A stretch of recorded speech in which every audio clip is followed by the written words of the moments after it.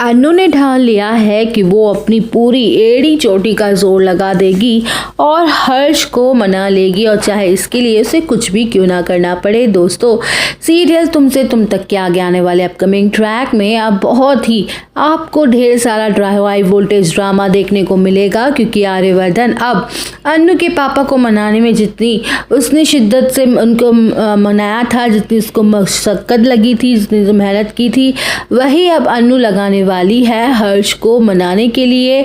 यहाँ पे आर्य के भाई के केबिन के जैसे ही अनु पहुँचती है, वैसे ही उसे बाहर भगा देता है हर्षवर्धन। उसकी एक बात तक नहीं सुनता है। इस बात से अब परेशान होकर अनु उसके केबिन के बाहर ही खड़ी हो जाती है। 2-3 घंटे आराम से बीत जाते हैं उसके केबिन के बाहर खड़े खड़े।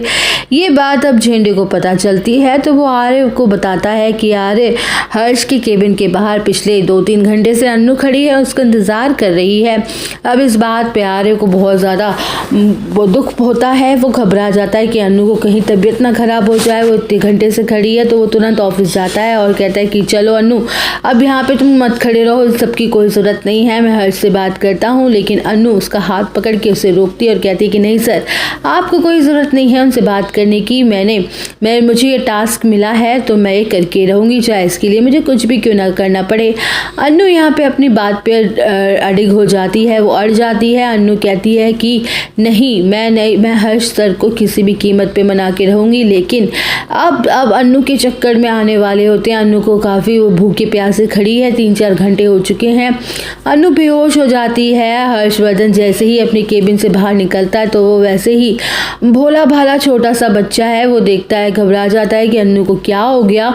ये अनु को मनाने की कोशिश करता है, उठाने की कोशिश करता है। वहीं पे आर्यवर्धन बताता है कि तुम्हें मनाने के चक्कर में अनु बेहोश हो गई है, क्योंकि वह इधर खड़ी हुई थी पिछले 3-4 घंटे से। इस बात पे हर्षवर्धन रोने लग जाता है, बहुत ही ज़्यादा दुखी हो जाता है कि उसके मनाने के लिए अनु ने इतनी कुछ चीज़ें की। यहाँ पे फाइनली हर्षवर्धन मानता हुआ नजर आने वाला है। हर्षवर्धन अब फाइनली आर्य और अनु का हाथ एक दूसरे के हाथों में देते हुए नजर आएगा। यहाँ पर मीरा दूर खड़ी हुई थी और ये सब देख के जलन की आग में जलती रहती है कि मैंने इतनी मुश्किल से इतनी कोशिश की, अनु को इतने बरगलाया, हर्षवर्धन को इतना समझाया और मानसी को इतना भड़काया, लेकिन ये कुछ भी नहीं हुआ। मेरा तो कोई भी काम सक्सेसफुल नहीं हो पाता है। इनकी तो शादी अब हो ही रही है, अब पता होके ही रहेगी, और मैं कुछ भी नहीं कर पाऊंगी। अब आर्य और अनु की शादी होने से कोई नहीं रोक सकता। लेकिन अभी भी एक रोड़ा अटका हुआ है, वो है मोहल्ले वाले मानने को राजी नहीं है इस रिश्ते के लिए।